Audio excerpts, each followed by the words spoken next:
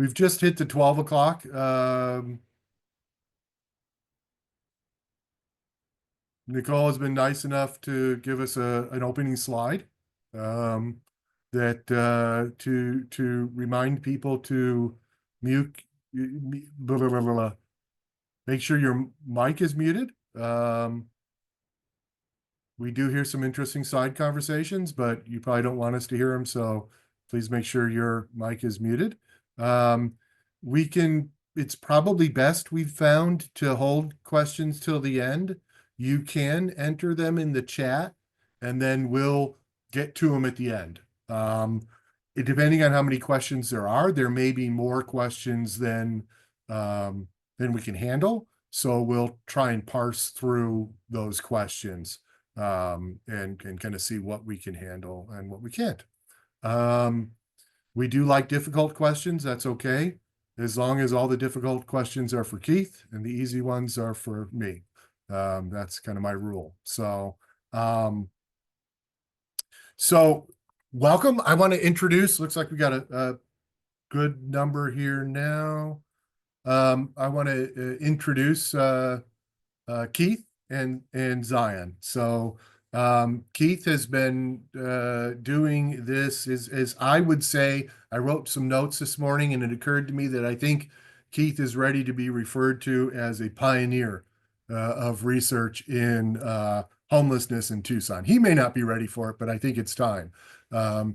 Keith is amazing at the amount of work that he's put into trying to understand this phenomena that we have, whether you consider it a public health crisis, a housing crisis, affordable housing crisis, a fentanyl crisis, all kinds of things, and to try and parse through that and understand that better so that we're able to implement policy as a community and practices that are effective and that really hone in on really being helpful to people who are unsheltered and to really think about affordable housing and how we get to housing that really meets the needs of our community, especially in the short term and kind of the longer term.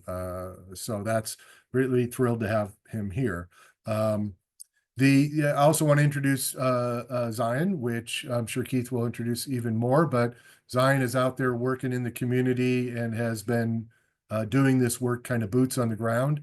I know it's been quite a while for me to be boots on the ground. I'm up here with dealing with budgets and crud, which has to be done, but it's nice to always have folks who are actually out there in the community who see and work and know what's going on. The other thing I want to mention is that, these folks are above all of what I've already said, are compassionate people and they care about the community and really want to support and give voice to folks who are often overlooked and don't necessarily have a clear voice or pathway in the community to be heard. And so I think that's above all the most important. And I think just want to mention that that's the heart. We call these Housing First forums, and that really, compassion really is the heart and the foundation of Housing First and of harm reduction and a lot of other, methods, that it really starts from compassion. It starts from empathy, which then creates compassion, which leads us to urgent action. And so that compassion is, I think, critical. And I know that both of these folks have that compassion to do what they do.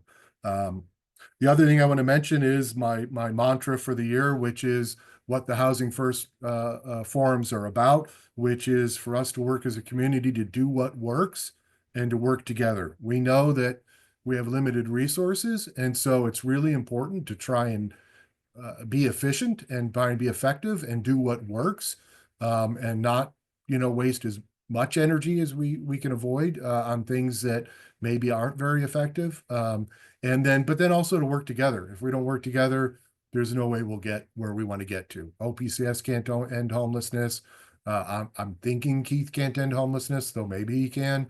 But working together, we can get a lot done and we can be very effective. It really is something that we have to come together. And that is the spirit that we've started these forums, is to try and create an environment in which everyone in the community has access to the conversation and can try and figure out what works and what's effective, and then try and do their part of it. That may be going out there and doing the work. That may be pushing your elected officials to do the work. That may be holding OPCS accountable, whatever that is, to try and share that and make that happen. And I, so that it doesn't turn into my presentation, I should probably stop talking and pass this over to Keith. Thank you so much, Tom. Incredibly kind introduction. We will try hard to live up to that high expectation you just set. Are we looking at the right screen? Yes. Okay. So thank you so much for the invitation, Tom, OPCS. We really appreciate you having us here. I'm really excited to present on this very new kind of fresh information from a study that has been going on the last few months. So we're going to be talking about people's experiences of homelessness and encampments. I am Keith Bentele. I'm an associate research professor at the Southwest Institute for Research on Women at the University of Arizona. We're an evaluation unit. Most of my work is program evaluation of homelessness services. I also do policy research on homelessness and poverty. And then I'd love Zion to just say a few words about your background and the roles that you've played in our community in this space. Absolutely, thank you. I'm Zion Alderette. I work with the city of Tucson in Housing First. I previously, my experience working with those that are unsheltered, I previously was unsheltered at one point, several points actually. And I was able to receive services with the city of Tucson. So going out there, being able to provide and offer those resources that were offered to me at one point, is something that I absolutely cherish, and I feel like it's an honor. Thank you so much, Zion. And I'll be saying a lot more about Zion's role on this research project as we move ahead. So, okay, so just a quick overview. I'm going to give you a quick sense of the study that this research is coming from. Talk to you about some of the preliminary findings that we're pulling out of the first county, the Pima County part of the study. And then at the end, we'll have some findings from broader literature on encampment resolution strategies. I am trying to do something different. Usually I put like an hour-and-a-half presentation in a 45-minute bag.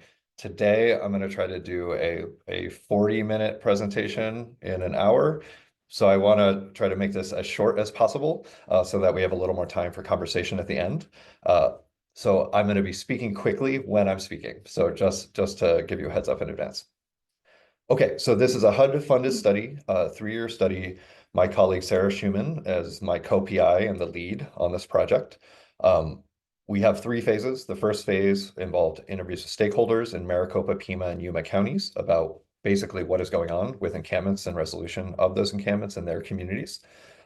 We finished that, and now we are in phase 2, which is interviews, qualitative interviews with people living in encampments in the 3 counties. And as I just mentioned, we just finished Pima and Yuma. We have Maricopa yet to go. And then our third prong, which we can talk about later, will look at a specific program in each county that is engaged in encampment resolution. And we're going to try to do a little more of a longitudinal evaluation of outcomes amongst people served within those programs. Just a couple quick comments. This is a big team. We have people from all 3 state universities, a couple social work professors at ASU. As I mentioned, Sarah Schumann is my co-PI and the lead on this project. She did an amazing job of writing this grant and organizing this whole project. I've been the lead on the kind of Pima team. And then we also have Ash Us, who has lived experience, who's our kind of main program coordinator, who's a full member of our team and involved with the leadership. We're committed to community engaged research. We're committed to providing timely feedback. This is a perfect example. I felt that a lot of the information you're going to see today felt a little urgent to me to get it out to the community. And I didn't want to wait, 6 months to a year for us to get this into a formal publication. So this will be kind of early preliminary findings that could change, but I think the main themes that we'll identify will be consistent.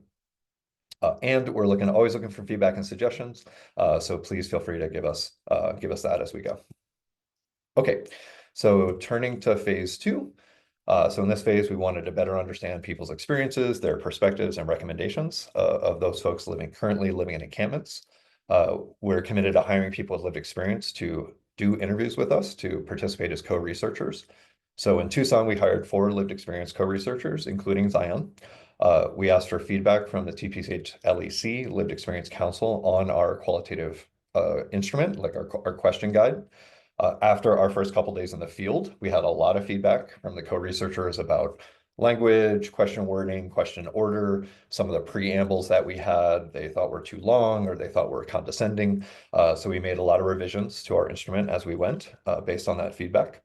And like I said, we've completed about 100 interviews, roughly 80 in Pima, 20 in Yuma, and then we have 200, huge number ahead of us in Maricopa as it's rapidly getting hotter. So we're going to try to get out up there as soon as possible.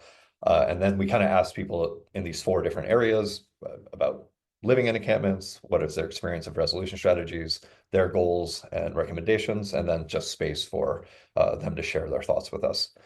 I just want to say very quickly, this research has been incredibly enhanced and advanced by the support and insights from our co-researchers. As I said, we changed our instrument, we changed our question wording and order in response to their feedback. Zion being on the team and someone who knows where encampments are, knows where folks are, knows a lot about how we might want to approach an encampment, who we might want to talk to, when we might want to approach, how, etc. All of that has been like incredibly valuable for us. And I'm really deeply grateful to him for playing that role on our team. And I just wanted to also make a little space here for Zion, if you have any reflections or comments on your experience. I told Zion, no need to be all positive if there's any mixed experience here. So just want to hear from you about your experience of participating in this research. Yeah, so my experience participating within this research has been actually really positive. I was skeptical at first because I didn't know what I was getting myself into and didn't have I wasn't familiar with the research part, like the portion of it. I'm more of so gathering that data, collecting that data, actually doing that part was very foreign to me. So it truly has been a very positive experience to see the individuals at the encampment actually feel like they're being heard and to be able to build that rapport within our community. And I'll just add, so we were trying to do pairs, an academic with a lived experience co-researcher for all the interviews. We did that for most, but not all. Sometimes we had 2 lived experience interviewers when folks felt comfortable leading interviews on their own. And I just want to say, it's hard to overemphasize how many moments of like intense peer-to-peer support and compassion that occurred during these very difficult interviews.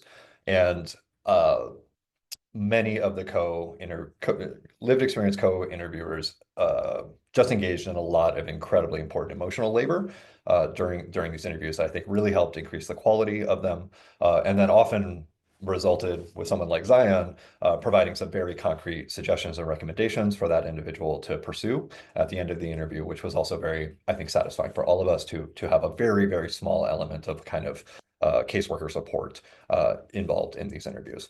So I do think that is a way of approaching this research that is a little bit new. I wouldn't use the word pioneer, but I do think we are improving the quality and the best practice here in terms of this kind of work. Okay, so let's get right into it. So I'm going to talk about 5 themes that have been emerging, and I want to stress these are 5 clear themes. I don't think any of these are going to change. These are kind of the most overwhelming things that are popping out to us from the data. So a clear majority of people living in encampments would like to have housing, but face multiple barriers to doing so. I just want to say clearly there are some maybe not a myth, but there's some dialogue around people who want to be in encampments or are service resistant because they want to stay there. I think it's very clear that the vast majority of people do not prefer to be in the encampment. They find it to be mostly negative or often negative.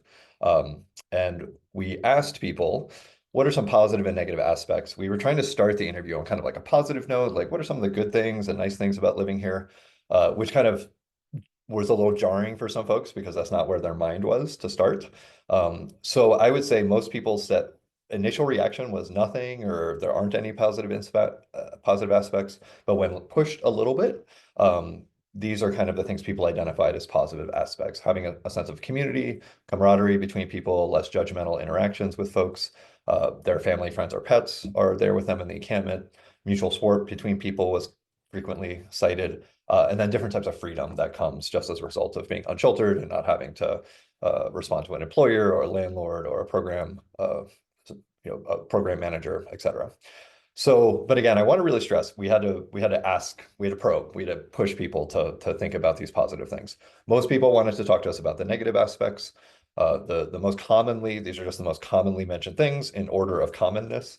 The most common negative aspect was harassment from police, followed by weather, cold, heat, rain, insecurity of belongings, risk of theft, losing your things during camp clearings, health problems, inability to access healthcare, and then just negative mental health, stress, and fear.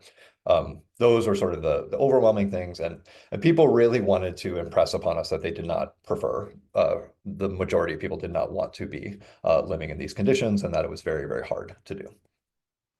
Okay, while a handful of people did say they had positive experiences with some outreach workers, particularly from Tucson's MDOT team, the very vast majority of people discussed multiple relocations by the city of Tucson or the Tucson Police Department.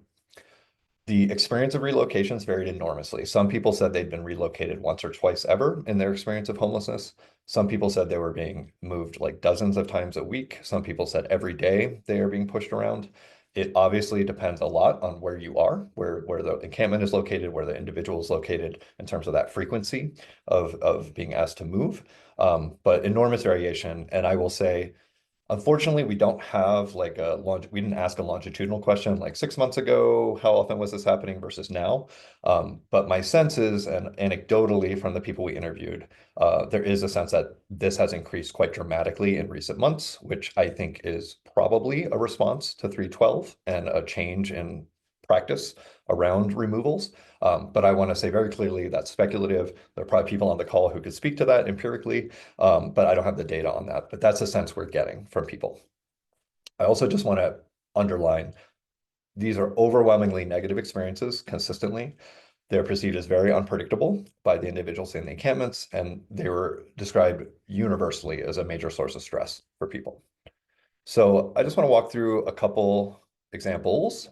So this is a little bit of a disjointed narrative, but this is, I think, really captures, it's really representative of what a lot of people said when asked about their experience with relocation. So, Zion, did you want to read this one? Yes. It says, anytime that we've had to like move a camp or whatever, it doesn't matter where it is in town, really. It's basically absolute pandemonium because they do try to come and warn us, give us like a 2-day period before, but very rarely. I mean, there's times where they've given us 5 minutes to do our stuff. Basically, you're like 5 minutes to move your shit, and anything, if it's not on your back, you can throw it away in the dump truck. Sorry, you can get the fuck out of here, And every time, just about every time, you lose almost everything you own. But there's other times too where they say, you guys got to move. You have 2 days. 2 days comes around, nobody shows up. 3 day comes around, nobody shows up. 2 months later, nobody shows up. And then randomly 67 days later, they show up with a whole fucking team, and you got to move everything, have 5 minutes to get everything. And the same thing, you just lose everything. So we're not going to read through all these quotes, but this was really consistent, this unpredictability, right? People said, yes, sometimes they tell us and then it doesn't happen. Sometimes folks just show up. Sometimes they show up at 2 in the morning. Sometimes they show up at 6 in the morning. So in general, there was this very large fear of these looming relocations, and particularly the fear of losing your stuff when camps are cleared, particularly when they've been, people said bulldozed. I believe they're using backhoes, but when heavy machinery is used to clear the camp. People talked about very practical losses and very intense emotional losses as a result of these relocations. So people talked about losing all of their stuff and just having the clothes on their back. People talked about how it's really hard to gain back all of this basic stuff, like your tents and your clothes after a relocation. One person described it as a ladder. You're trying to climb up this ladder and get out of your situation, but now you're falling back down the ladder because you're losing your ID, your phone again. And I'll also just mention that quite a few people mentioned losing very, very important sentimental items. One person mentioned losing an urn of their 3-year-old daughter who had passed away. Another person mentioned losing all of the family photographs that he'd been carrying around his whole life. Another person talked about losing all the Father's Day pictures that their kids had drawn for them. So these are kind of sometimes the very last sentimental items that people have, and then they're losing them in these clearings. So, okay, very consistently, this was described as very damaging to people's mental health. People talked about laying awake all night, afraid that the bulldozers were going to come in the morning. So impacting sleep, intense stress related to worrying about this. People talk about losing connection with the people that they were friends with in encampments when they were scattered. And then a couple of people specifically talked about their caseworker not being able to find them when they had a voucher for them because they had been moving around so much it was not possible, and that they had lost their phone in a clearing that otherwise they would have used to be in touch with their caseworker. So super, super disruptive. And again, a few people really pretty harshly spoke to the way this really affects their, like, making them feel like they're seen as garbage and how that affects their self-esteem and their mental health, and it just being very, very challenging to go through this over and over. Lots of people talked about how it was very pointless because they were simply moving very small distances every time that they were asked to move. So Zen, do you mind reading the top one there? Yes, sir.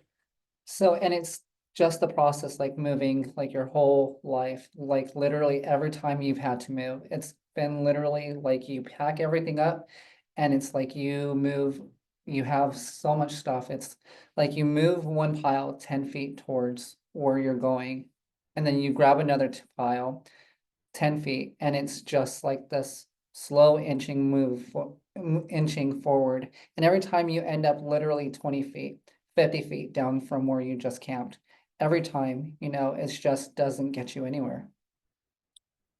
So many people talked about moving like a couple 100 yards, like into a wash, then back into a tunnel, back into a wash over and over. And I'm talking like every couple weeks back and forth. This person at the bottom here talked about park workers encouraging people to go camp in the wash, but acknowledging that that would increase risk and potentially danger if it were to rain. This person also mentioned people almost getting bulldozed or run over by a backhoe. One woman that I interviewed told a story about being scooped up while sleeping in their tent in a backhoe. That person now said, I have multiple tents, but I'm afraid to sleep in the tent because I don't want to be surprised again. I can't have my back, like something coming up behind me again, like is what had happened when they experienced this. So that person had been pushed into, like, I would say, a clear post-traumatic experience as a result of that, and was still kind of processing and didn't feel comfortable sleeping in a tent now, and was literally like sleeping in a chair just outside in a blanket. So I won't get into my opinions about this, but I think we could definitely reduce harm in the way we're doing this. I don't know that heavy machinery is necessary, but we can save that for the conversation. Okay. Interactions with service providers are mixed, but generally positive, but have seemed to result in few kind of successful substantive translations out of homelessness. So very broadly, most people had very positive things to say about outreach workers. They were particularly appreciative of the basic needs resources that were given, and the kind treatment that was like repeatedly cited as very important part of their interactions with outreach workers. That said, most of the resources offered were for just basic needs like food, water, and hygiene products. I want to stress people really appreciate that, right? They really need these things. They're sometimes in a hard spot, and they really appreciate people coming to them, bringing them these things. But most folks did not report kind of those interactions moving into more substantive housing supports. I want to pause here and stress that we are talking to the people who are still in encampments. So if people have been successfully outreached to and are in programs now, we wouldn't capture them in this study, right? So we're getting an overrepresentation of the people for whom the normal outreach interaction isn't working, okay? And then last, we found that most folks were not currently connected to a specific outreach worker or case manager. Research has shown that when you have kind of like a dedicated advocate working with you, that tends to have more positive outcomes. And also the few people we spoke to who did have that person did tell very positive stories about that specific individual at a specific organization. And usually those are stories of where people had prior gotten into housing. Unfortunately, they had lost it, but that had a prior positive outreach experience. I'm going to stop again here. This is Zion's job, literally. So just want to make any space if you have any thoughts or reflections here. Yes, so yeah, providing the basic needs for the individuals that are in the encampment, they truly are grateful for that. A lot of the times they're not able to leave their personal belongings behind with fear of it being stolen, being vandalized, um, and unsure of like what they're going to come back home to, quote unquote, so to say. Uh, and sorry, I'm just getting over a cold. So the um as Keith had mentioned, it's not the study is not something that we will see the individuals most likely have had an outreach worker go out to them um for their housing supporting needs. Um sorry, No, thank you. brain fart. You got it. Okay, and now we're at kind of the hardest part of this, and I want to start by saying that we did not seek to find this with this study. This was a finding that is probably the strongest finding from this is that while a very small number of people told stories about positive interactions with law enforcement, those were very few, and those were usually qualified that one time, one officer or this officer. But the vast majority of people's experiences with law enforcement were overwhelmingly negative and often involved extremely, extremely degrading experiences, very aggressive harassment, modest violence sort of being shoved around or of being pushed forward with vehicles, honked at, shouted at.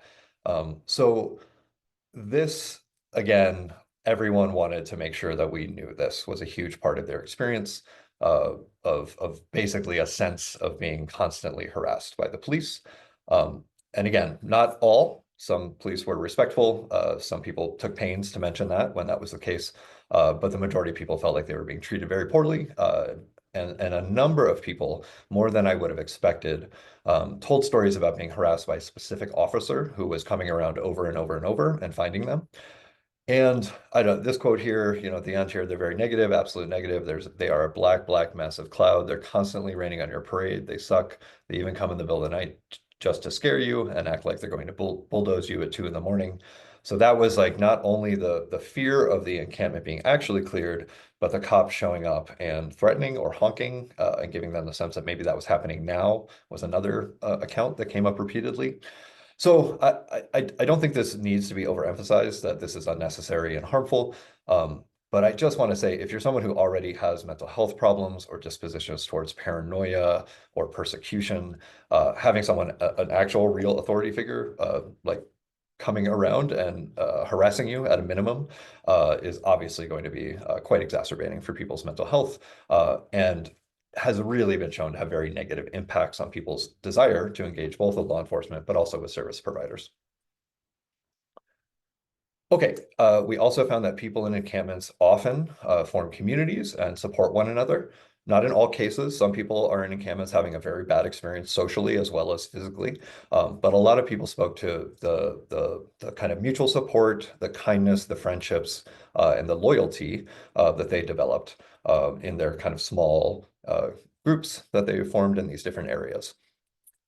I really want to stress that for me, a kind of a big insight that came out of this, a very small subset, maybe 10% of the people that we interviewed had previously successfully entered a housing program. Of those people, the majority of people described losing that housing support simply because of maintaining relationships with people continuing to experience homelessness. So allowing a girlfriend or a brother or some other friends to crash at the house or to come over and stay at the house. These are all things I'm sure are very familiar to providers. But the deep loyalty that people who have looked out for each other while unsheltered, now suddenly this person has a major resource of housing. There's often a deep desire to share and to give back. And that means that you're going to be continuing to interact or continuing to have someone experiencing homelessness be in your new place.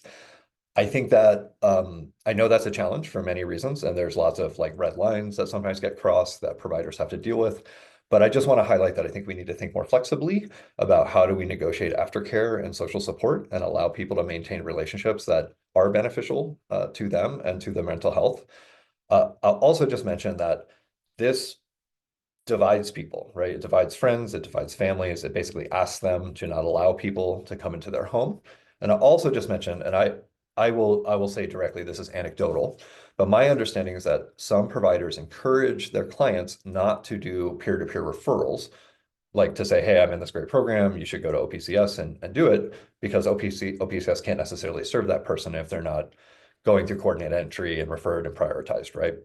However, that's the way our COC is set up and our coordinated entry is set up, but I don't think that makes sense for people on the ground, right? In terms of how people share information, how people get connected to resources. Most people who get connected to resources do so through a peer, through a family, friend, someone who is helping them negotiate things. Creating a situation here where that is a problem, or sometimes even has a punitive outcome for the client because they've done this, it just seems like a very unhelpful way to structure our limited supports. So I don't have a solution for that, but I just want to highlight that I think that's just another complexity that I think makes it hard for people to engage with services. Okay, and then kind of this is the last major finding here.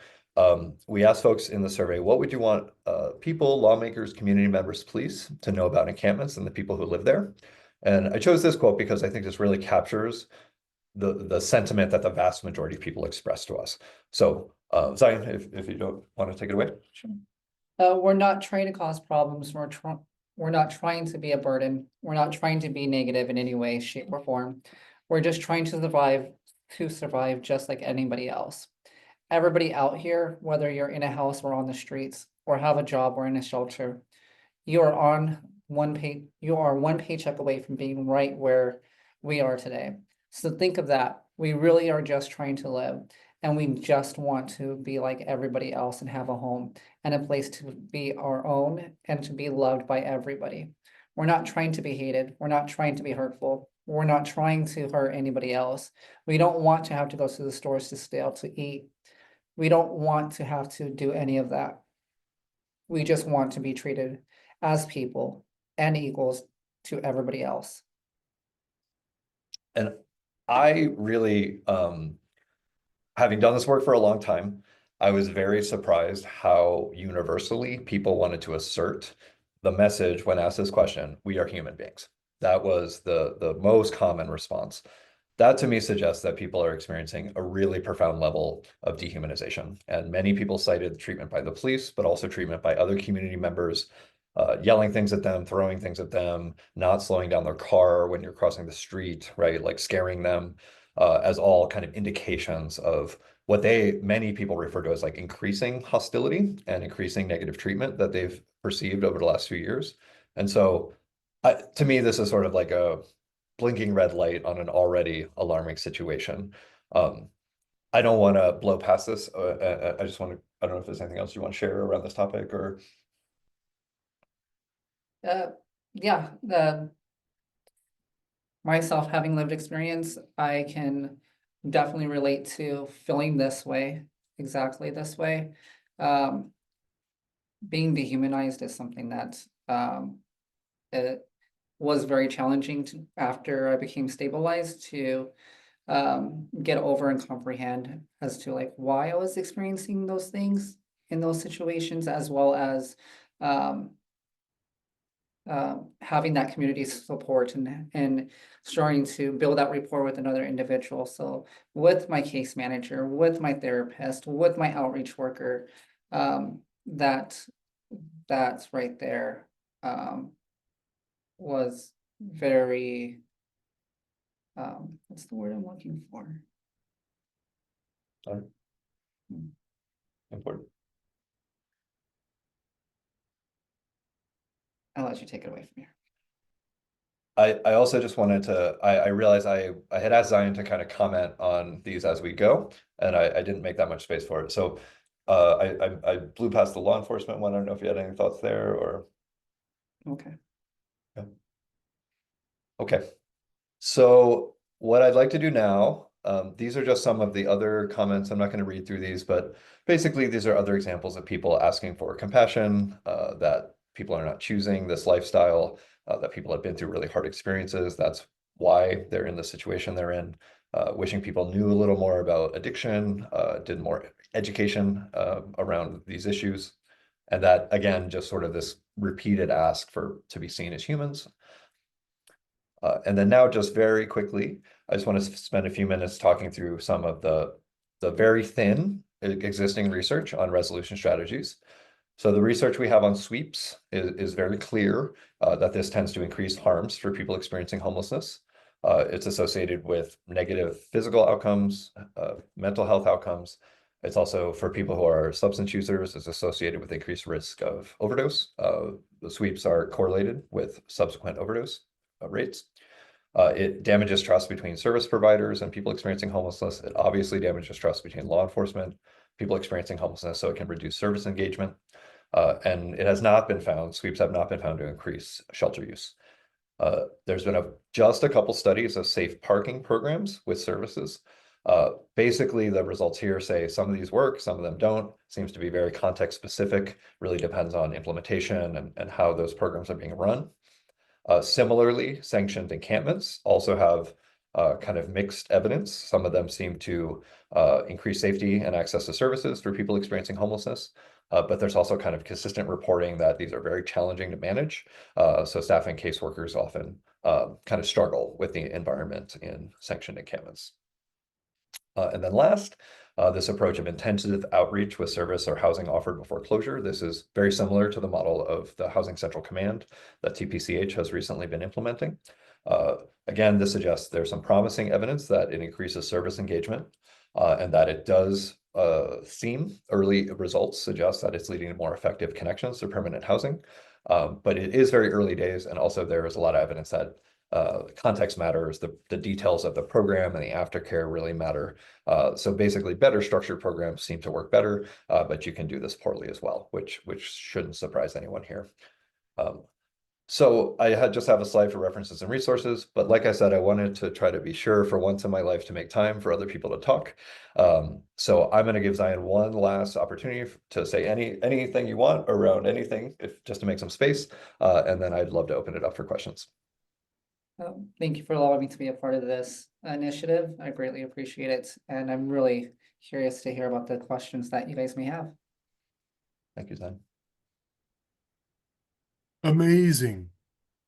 I told you, pioneers, no doubt about it. Pioneers, you need a wagon and the hat and the pioneers. It's so cool to get this information so soon.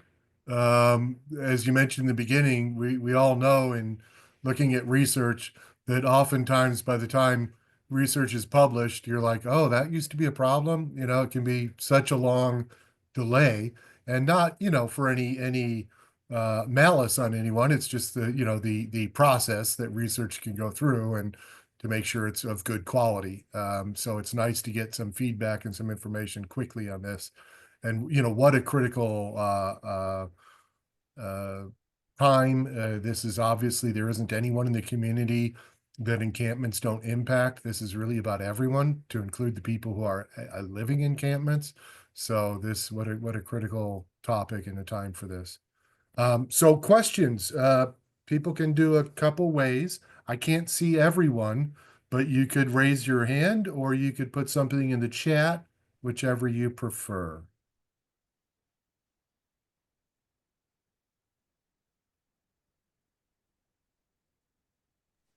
Tom, this is Jen Darland. I can't find my hand raising button. I apologize.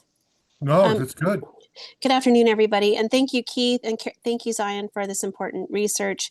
It's very enlightening. My question is, will this also include, or have you considered including conversations with the staff assigned to, from a governmental perspective, right? So the people who are responsible for these tasks and assignments. I'm curious about some of the concerning reports from the folks in these settings of the way that they've been addressed. And I'm just wondering if there's an opportunity for, it's when you know better, you do better. Is there some emotional weariness or trauma that's being inflicted upon the staff who are charged with interfacing with folks in these settings, including outreach workers, to also get an assessment of their frustrations with resources or lack thereof and processes.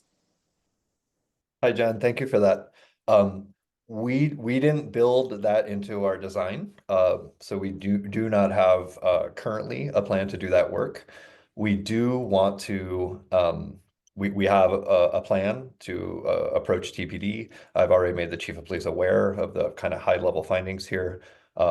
We're hoping that some of the lived experience co-researchers who I'll be honest, we're very upset after every interview day because of these stories of harassment.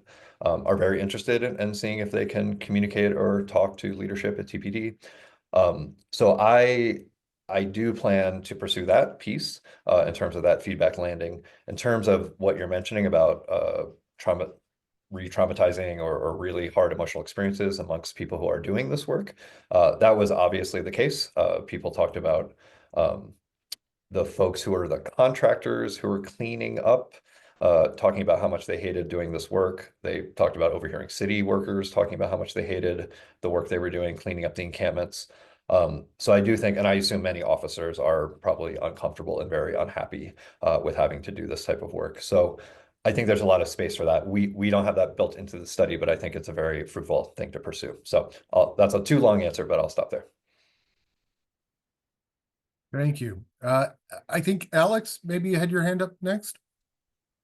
Yeah, that's me. I have a question. I know that I currently work with, people who were previously incarcerated, and then we do refer to Old Pueblo often. But just in my free time, I was going through a community forum on social media, and they were discussing the most recent sweep that they had. And the rhetoric was absolutely horrifying. So my question is this: what is the best way that we could get involved or, be a part of like advocating for change on like the policy level or like, even just the community level, as far as like, I think the previous woman was talking about addressing it from a larger perspective. Yeah, I think that's a really hard question for me to answer. I am obviously working very closely with the local government. I've worked with the police in the past. I'll be honest, like I have worked with the more progressive elements of the Tucson Police Department, the substance use outreach team, the homeless outreach team in the past, where I think there are officers who do have a very compassionate perspective on homelessness. So this was a little bit shocking to me. Like I said, I do plan to pursue this directly through kind of an inside conversation with TPD, and I am hoping that I hope there will be openness to some training and responses to this. And I guess I would just say I'm really hoping that we can get a practical cooperative conversation going on this topic, and that we don't have to resort to kind of external pressure or shaming. I often find with law enforcement, those tend to not have positive outcomes for the people impacted. Basically, being criticized for this behavior doesn't necessarily make it stop and sometimes can exacerbate it. So I think it's just a very careful line we have to walk. And in this specific context, I'm going to say I'm limited in my role as a professor. But if you want to email me and we can talk as community members and we can talk about other strategies, I'm happy to have that conversation. And Zion, I don't know if you have any thoughts or please.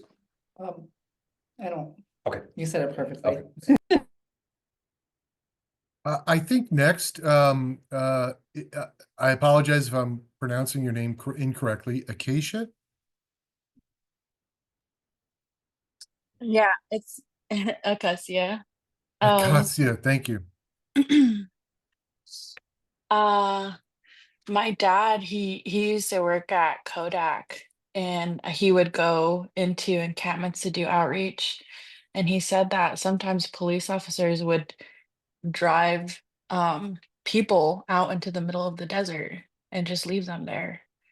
I don't know if that's still going on or if you've heard anything about that, but when I heard that, I was like, "That's so scary." And I was also wondering, like, what what did the participants say was condescending when you about the questions when you were talking about that in the beginning? So I haven't heard any those specific stories. Like I said, just sort of I guess I would characterize it as like mild assault, like rough treatment of people's bodies and things. And then a lot of verbal harassment was sort of what people primarily focused on. The second piece, uh, about the language in our study. So we had a line at one point that was like, "We know that you are an expert on your own experiences," was the line. And it was trying to just say like, you're the expert, like tell us, what's going on here kind of thing. And it just basically, they said it just hit their ear wrong, that it didn't sound sincere. It didn't sound like a way that people really talk exactly. So that's just the one that's coming to mind that we took out. So minor stuff, but I do think very important to like setting that tone of having a sincere and genuine interaction. And I think maybe removing some of this like more academic distance in the interaction. So that's just the one that comes to mind. But the other pieces were just like unnecessarily formal language, just kind of softening that, making it more accessible. Thank you for the questions. So Christine has a comment in the chat, and then we can move to Lisa after that. So the question here is what is going to happen with the proposed ordinance to make camping in washes or parks a misdemeanor? Recognizing this is sort of speculative at this point. Yeah, I was texting with someone at 10:30 last night. The meeting went really late. My understanding is that the camping and washes ordinance failed, but the median ordinance did pass or may still. Okay, Holly's nodding. So that sounds like that's my best understanding currently of what happened with those. Yes, that was a late meeting. I was not there. I was watching it, and it was late. It was past my bedtime. No doubt. Lisa, you had your hand up.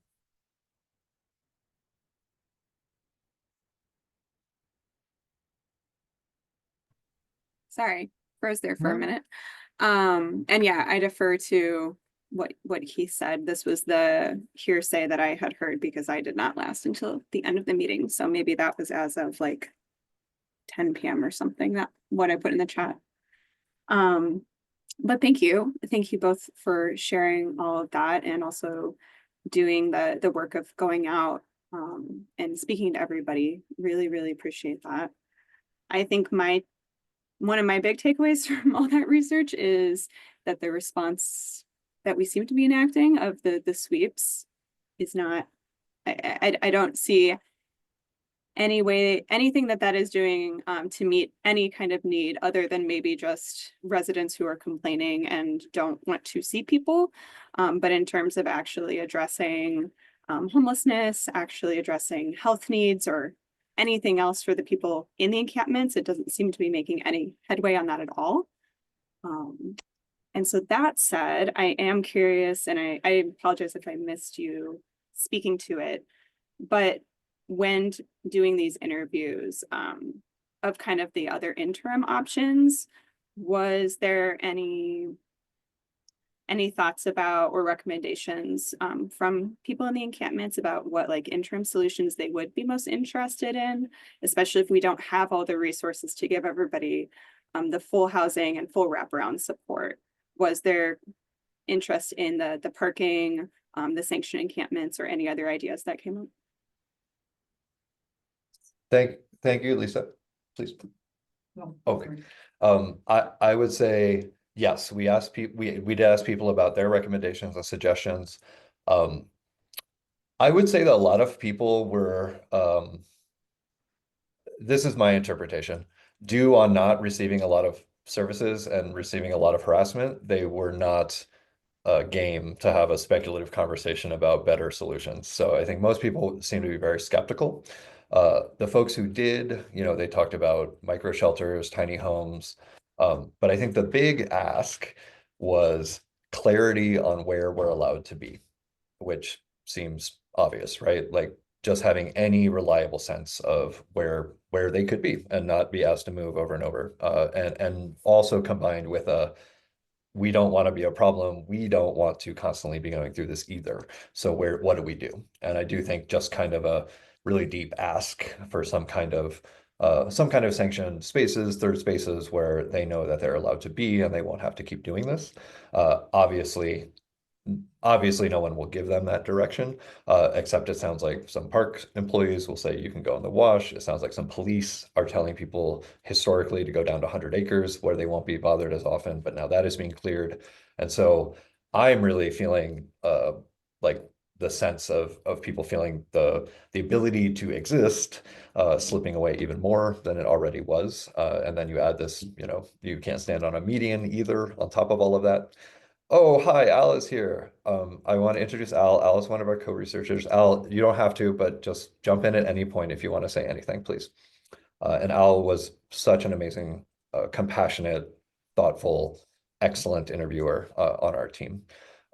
Very, very quickly, I have a lot of ideas about what would be better. With the passage of 312 and all this concern about not letting people allow people to take advantage of 312. Sorry, that's the new proposition that allows property owners and business owners to sue the county for their property taxes if they can claim that their profits or property values were damaged by people experiencing homelessness. That is my understanding. Please correct me if that is not right. Oh, thank you, Jen, and the city. So that is part of what's been driving, I think, a lot of the change in treatment and behavior lately. I'll tell you explicitly in Yuma, multiple people, caseworkers and people experiencing homelessness told us very directly that as soon as that passed, camps that had been there for years and years suddenly were displaced. Some of their most stable camps were suddenly displaced. So I think there's been a very direct response by communities to 312. And so if that is now how we're going to be operating, I think it really changes the logic of having sanctioned camps. I love the idea of having permanent supportive camping, small sites where people can be and hopefully flow through, having more hotel and brief or temporary shelter options for people. People need all different types of things. And the one thing I just want to put a pitch in here for is that some people are served by our existing system and our existing providers, and it works. Like they do a VI SPDAT, they get referred, they get into a program. But there are people for whom they have had, for any number of reasons, trauma history, abuse, mental health, prior negative experiences with providers, the general paternalistic approach and sometimes condescending and like authoritarian parenting dynamic you experience when you interact with some providers. They're not going to engage with that. And we need to think really creatively about what are ways that people can rent a room for something they can afford. Maybe that's $100 or $200 a month, but they don't have the experience of interacting with a service provider. They basically, it is a nonprofit, it is subsidized, but they're experiencing it more like market housing. And then the kind of chaos and unpredictability in people's lives can occur, and they can fall out, they can have a fight with their partner, they can leave, but then maybe they can also come back, right? I think we need some more flexible options that don't ask as much of people as some of our traditional programs. So again, I feel like I'm talking too much and I'll stop there, but I think we really need to introduce this much wider range of options that don't put people through the existing system, which has not worked for them, right? We have people who it works for, but we really need to think about those people who it's not serving. Holly, earlier you had your hand up. I don't know if maybe the question was already asked and answered by someone else or if it just dropped off. So it was, I wanted to thank Zion for bringing his personal experience into this whole interviewing process. And Casey did ask the question that was on my mind regarding the wording that they were averse to in the interviewing and how you guys adapted around that. So that's really what I was going to ask. Cool, thank you. I've really admired the work that has been happening with this research in particular, and I think some other research that SIROW and Keith have done around unsheltered homelessness. This for lack of I'm sure there's a better term, but what keeps coming to mind for me as a business person is the customer experience. We're often creating systems and processes and having much spirited debate on how it should be without any real consideration of what is it like for the customer who actually experiences this system, and does it actually work for the customer? It might work for OPCS. It seems like many systems were designed for the nonprofit, not and for you know, we don't want to do this or that because it has risk for the nonprofit without considering our customer. And it's always struck me as kind of an odd business in the nonprofit world that one, you've got numerous customers, including your funders and the people you're serving, but then, you know, it seems like this real lack of attention to the person that you're actually interacting with. Like, does it even work? And in most other industries, you couldn't get away with that because, like, you wouldn't sell cars, right? If you didn't pay attention to what car purchasers wanted, you wouldn't sell any. And so this idea of really listening to people is almost seems radical in our work, but clearly it isn't radical. It's common business practice. And how do we do this better? And how do we really fully understand and make changes? I think everyone, including myself, can get kind of ideological on what we think things should be versus really hearing people and really listening. Hopefully we can do more of that from the nonprofit sector. There were, I think, maybe a couple other questions. Just you know, comment on, you know, there seems to me maybe problems and experience that happens within the Tucson Housing First programs and that maybe we're not looking at other functioning models more. No doubt about that. I would say I think sometimes speaking from a provider perspective, we are working in like the emergency room, the crisis all the time, and we never take the time off and don't take enough time to pause and go to Austin or someplace else and see what they're doing and see how it works.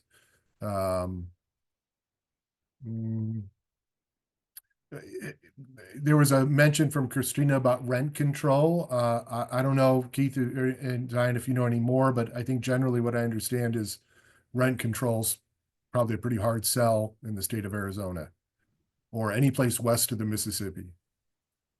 Yeah, I always say rent control is, you know, off the table until the legislature flips, but it's only controlled by a one-seat majority in both houses. So I think rent control is a kind of a dead end for advocacy currently, but that's something I think that can change very easily under a change in the state legislature. So it should always be on the table in my opinion, but it's not my particular focus in the current moment.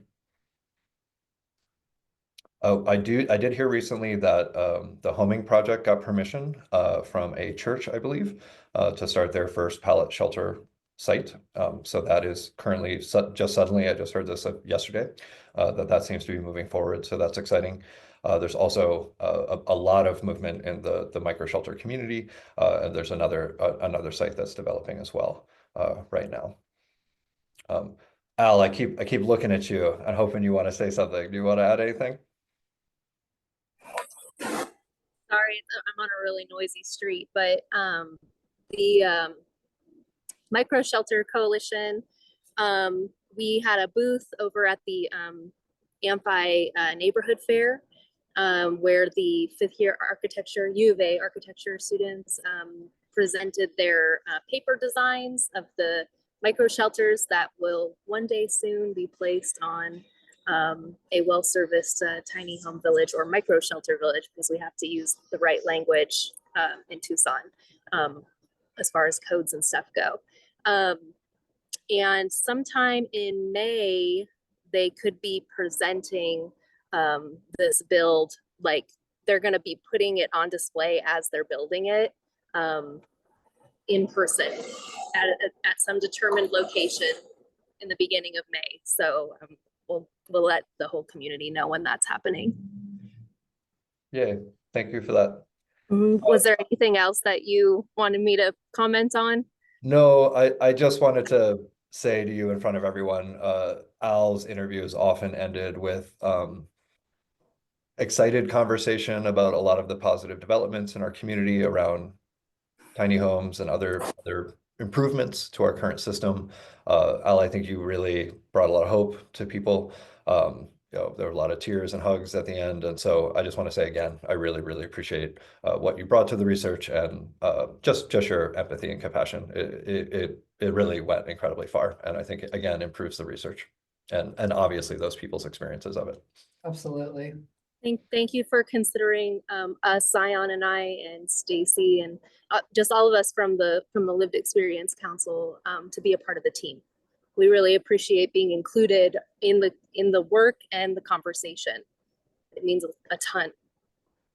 Thank you. So we're nearing time. I do want to recognize there's a number of comments about, persons who've had lived experience and, how they have been helped and turned that around in the chat. And it's always nice to see. I don't know about you, but sometimes I can really focus on what isn't working, and because there's a lot. So it's nice to hear that people are getting better and doing well and living their life. The other thing I wanted to mention was just to kind of forward to the next time we'll be together in May. And we'll be doing kind of an in-person look at I take it back, it'll be virtual, but we'll be wandering around the new shelter, the Casa del Pueblo Amphi Neighborhood Resource Center. We couldn't find a longer name for that, huh? And to kind of let people see what our first congregate low barrier shelter looks like, and what I would rather call our first congregate compassionate shelter. We have done at OPCS, and I know others have done low barrier options, which were accessible to people who had really high need and really needed support, but couldn't get in other locations. But we've done that with apartments. 10 years ago, I would have told you that we would never be doing congregate.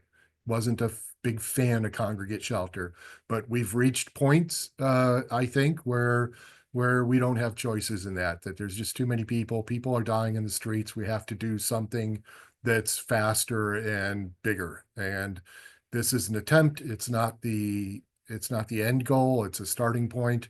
We need a lot more. And we want to try and find a way to do a lot more. So you can look forward to that. We also have for OPCS, we have in-person tours that you can see on our website. You're more than welcome to see anything that we're doing in person, have a little breakfast or lunch, depending on when the tour is, and come see things. So please check that out. We're funded by the community, and so it's important that the community comes and can see what we do, and hopefully we can do things with a quality that impresses people and wants them to get more on board. Finally, want to mention that we are opening our north building on our campus on Park in hopefully a few weeks, and that will include training center, office space for nonprofits that would like to do this work but maybe don't have the funding for the operational space at this point, and are working, specifically on this mission. As I said earlier, we recognize at OPCS that we have a mission to end homelessness, and we can't do it by ourselves. We need to find ways to collaborate, and so we're very open to take what I think might be an interesting and maybe bumpy sometimes road at trying to find a way to integrate and work with and collaborate with other groups that are out there in the community working with people directly. And I know one of the things we might be able to provide is office space, but there may be other things that organizations want that support around, and we can work with them. Everything we do in that space will be a sliding scale. So a lot of advocacy or nonprofit groups don't really have a lot of funding, so there really isn't a cost to that. We're not trying to start a business. We're trying to create a movement, or to support a movement, actually. We don't need to create a movement. The movement exists, but we need to try and at least support it. So that's my ending kind of thing here. I don't know if any ending, Keith, when will this come out? Totally unclear. As soon as we can, but it's a team of people. We haven't even done the interviews in Maricopa yet, so I expect a lot of this will. But if there are versions of this that are helpful to anyone on this call, please let me know. We're going to try to put together infographics that people can refer to, but also we would love guidance on what would be helpful to you all. But first and foremost, it just felt important to get the kind of main messages we were getting from folks out there. So again, I really appreciate the opportunity to do so today, and I thank all Thank you all for being here. I really care about this. I'm really concerned about what's going on. I appreciate you all being here. I think that's for the same reason. So thank you all. And Zion, Yes, anything? absolutely. Thank you. Thank you for being here. Thank you everyone for your time. Keith, Zion, thank you very much. Genuinely appreciate it. Take care all. Bye.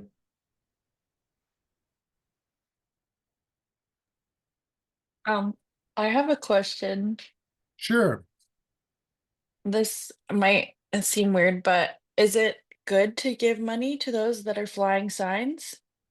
Or is there a better way that I could support? That is the question, right? It's a fantastic question. Keith, I don't know what you're. I mean, now we're just in personal opinion world. I don't think there's any research on this. I personally, when I look at the needs assessment we did in 2023, something like 40% of the people we interviewed had $0 in monthly income. They had no income source, no benefit, no job. So when I think about people flying signs, often I think people are literally in a $0 hand-to-mouth situation. And so whatever they're using that money for is often to meet basic needs. It's often to meet other things. But I don't know what the person's going to use the money for. And I do know that it can really make a big difference if they eat that day, or they're able to buy some fresh water, or if they are using, maybe that's the medication they need to like sleep through the night or be able to get through the next day. And so if people are self-medicating, I don't judge that in a situation where it's really hard to access healthcare, and that's often the only healthcare they can access.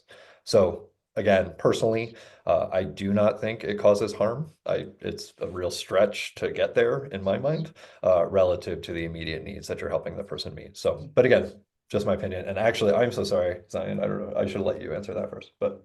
Yeah. I completely 100% agree with Keith. I also provide resources to them as well when I do have those interactions with the individuals that are out there flying signs. So like offering 311, that resource hotline is the City of Tucson resource hotline, informing them about the VI SPDAT, expressing the need to continue to do that. To obtain a housing match from an organization. And also if they're trying to obtain a food bank of some sort, just to have food. And to know where like the closest clothing bank would be located. Or if there's any shelter beds available, what organizations can help me in my situation right now. So providing them with those kind of resources and guiding them to the 311 hotline is what I actually have found beneficial. It also can help them get off that street that day. Thank you for that time. Wonderful. Well, thank you all. Have a wonderful day.